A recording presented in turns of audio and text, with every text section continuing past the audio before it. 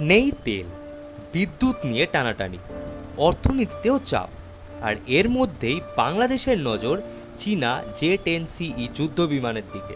Report বলছে চীনের সঙ্গে জে-10CE যুদ্ধ বিমান এবং অ্যাটাক হেলিকপ্টার কেনা নিয়ে আনুষ্ঠানিক আলোচনার দিকে এগোচ্ছে ঢাকা। একটি সরকারি কমিটি ইতিমধ্যেই চুক্তির খসড়া তৈরির কাজ করছে। এমনকি 24টি পর্যন্ত জে-10CE কেনার কথা সামনে এসেছে একাধিক রিপোর্টে। তবে চূড়ান্ত সংখ্যা এখনও সরকারিভাবে জানানো হয়নি। আর মজার ব্যাপার কি জানেন? যে বিমান নিয়ে পাকিস্তান 2025 সালের সংঘর্ষে ভারতের যুদ্ধ বিমান ধ্বংস করার দাবি করেছিল, সেই জে-10CEতেই এবার বাংলাদেশের আগ্রহ।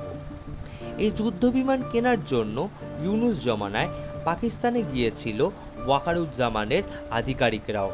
পাকিস্তান যদিও বা প্রমাণ দিতে পারেনি যে ভারতের কোন কোন বিমান তারা আদৌ ধ্বংস করেছে, কিন্তু বাংলাদেশ পাকিস্তানকে ভরসা করে। তাই ঘরে বাতি জ্বলল কিনা সেটা পরে দেখবে বাংলাদেশ। আগে তারা নিজেদের আকাশে জে-10CEর আফটার বার্নার জ্বলতে দেখতে চায়।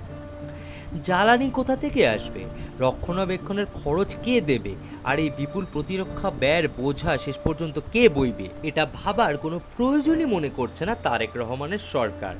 পাকিস্তান যেমনভাবে চলে, এবার বাংলাদেশকেও তেমনভাবে চালাতে চাইছেন তারেক রহমান। তাই তেল থাকুক না থাকুক, আলো জ্বলুক না জ্বলুক, ঢাকার আকাশে উড়বে চীনা যুদ্ধ বিমান। ভিডিওটি ভালো লেগে থাকলে লাইক এবং শেয়ার করবেন, আর বাংলাদেশ প্রতিরক্ষা এবং ভূ রাজনীতি সংক্রান্ত আরও এমন আপডেট পেতে প্লিজ আমার চ্যানেলটি সাবস্ক্রাইব করবেন। ধন্যবাদ।